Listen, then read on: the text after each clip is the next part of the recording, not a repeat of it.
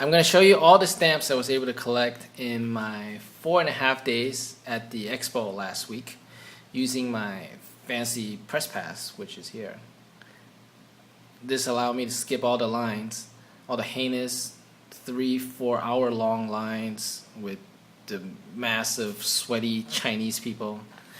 I was mostly Chinese. I think there was I read some statistics about how it's 80% Chinese. Well, Chinese outside of Shanghai, and then the rest are Shanghainese people, and then there's like 2 or 3% foreigners.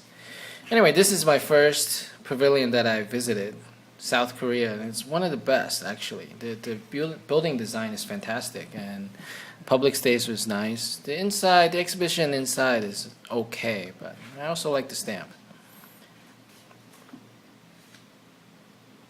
And these are all kind of boring. England, I actually like this stamp, even though you can say it's boring, but it's simple, and it represented their pavilion, which is one of the, well, not one of, it is the best by far. There's no other pavilion that even measures up close. It's the only one worth waiting for. España, I like the stamp. These are kind of boring. Monkey is boring. And these are all boring. These are Chinese corporate pavilions. Railway. This is GM joint venture in China. That line was huge. So is this. This like boat building. You know, Coke. Coke has a huge line, 3.5 hours every day, and their pavilion was lame. Even though they had this really interesting Coke bottle where it's not available in Taiwan yet, and I'm not sure if it's available in the States. Supposedly it's available in Hong Kong, where if you open it up a little bit and then close it back up and shake it, agitate it back and forth, it just turns into Slurpee. It's really cool. And these are boring stamps. Well, I like Mexico. I like stamps like this, more abstract. It has a kind of represents what their pavilion looks like in an abstract, designy way.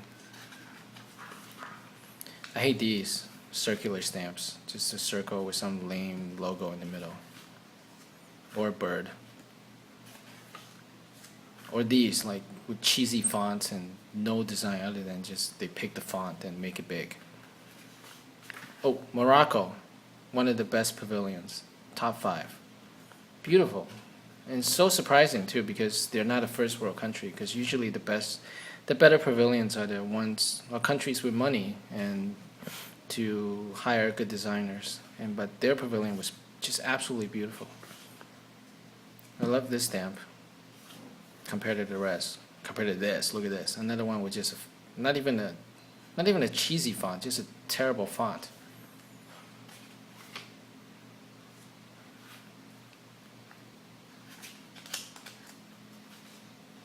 More circular, boring stamps. I kind of like this cute character, durian fruit, representing Singapore. And my panda. These are all Chinese provinces.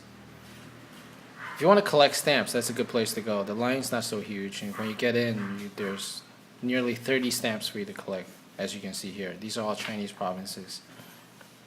More Chinese provinces.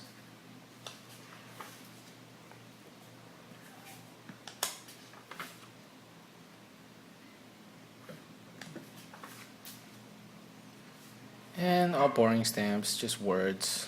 Bilbao is so disappointing. The stamp, that is. Well, their pavilion was kind of disappointing too, because for a city that's so associated with design and architecture, and this is their stamp. Come on. And more boring stamps. Look at this. It's giant. It took up a third of my page, and it's just filled with tiny words.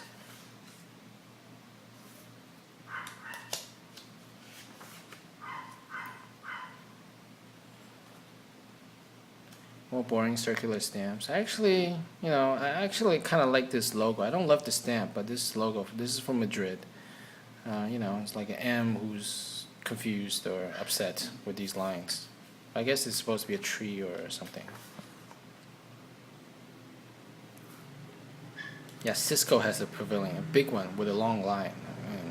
I don't know why they have a pavilion. It was showing something about the future, which is actually kind of interesting. I like looks into the future. But no, do not wait more than 5 minutes online for it.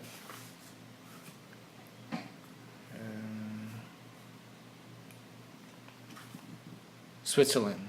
And this is what they came up with, some boring Chinese words. Terrible. Done. There was supposedly, I counted, there was 151 stamps in there, so finished.